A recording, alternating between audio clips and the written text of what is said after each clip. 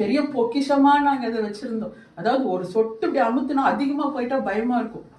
ஐயோ தீர்ந்துருமே என்ன பண்றது அப்படின்னு சொல்லிட்டு எங்க பொண்ணுக்கு சும்மா வயிற்று வலி வரும். அவனும் சும்மா வந்து ஒத்த தலைவலி எண்ணெய் எடுக்கட்டாமா, நான் சொல்லிடுவேன் அந்த எண்ணெயை மட்டும் எடுக்காதீங்க, வேற ஏதாச்சும் எண்ணெய் எடுத்து அதுல ஒரு லேசா பூசி வேணா தடவிக்கிங்க. அதே மாதிரி கூட பண்ணிட்டு இருந்தோம். பிரேயர் ஆயில் வேற எங்காவது கிடைச்சா அதை வந்து பூசிட்டு இது ஒன்று இந்த வயிற்றுக்கு மட்டும்தான் இந்த எண்ணெயை உபயோகம் பண்ணோம்.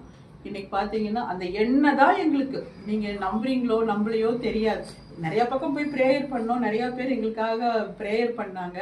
எங்கள் கையிலிருந்து விலை உயர்ந்த ஒரு மெடிசன் அப்படின்னா அந்த எண்ணெய் பாட்டில் தான். அதில் வர எண்ணெயை வந்து தேய்ச்சி தேய்ச்சி தேய்ச்சி தான் இன்னைக்கு எங்கள் பொண்ணுக்கு நிற மாதம்.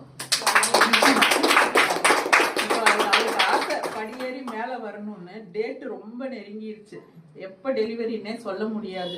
அதனால நீ போமா, நீ தயவு செஞ்சு போகுது, லேட் பண்ணது கூட திட்டினா, சீக்கிரம் கிளம்பி போ, நான் சமாளிச்சுக்குவேன், போயிட்டு வான்னு சொல்லிட்டு அனுப்பி வச்சா. அதனால தேவனால கூடாத காரியம் ஒண்ணுமே கிடையாது. இந்த வர கிறிஸ்துமஸ்க்கு அவ கையில 1 மாசம் 2 மாசத்தை குழந்தை நவம்பர் டிசம்பர் இருக்கும். அடுத்த கிறிஸ்துமஸ்க்கு என் பேரனுக்கும் தேத்தி கடவுள் என்ன கொடுக்குறாரோ 1 வயசு. ஆனா நம்ம இவங்க 2 பேர்த்தோட குழந்தைங்களுக்கு 4 மாசம் குழந்தைங்களோட இதே மாதிரி ஒரு மீட்டிங்ல நாங்க வீட்டையே மாத்தி போனாலும் அந்த டைம் குழந்தை எடுத்துட்டு வந்து பாஸ்டர்மாட்ட பிளஸிங்ஸ் வாங்கிட்டு இவங்க 2 பேர்த்து குழந்தை நம்ம எல்லாருமே கண்ணால பார்க்கத்தான் போறோம்.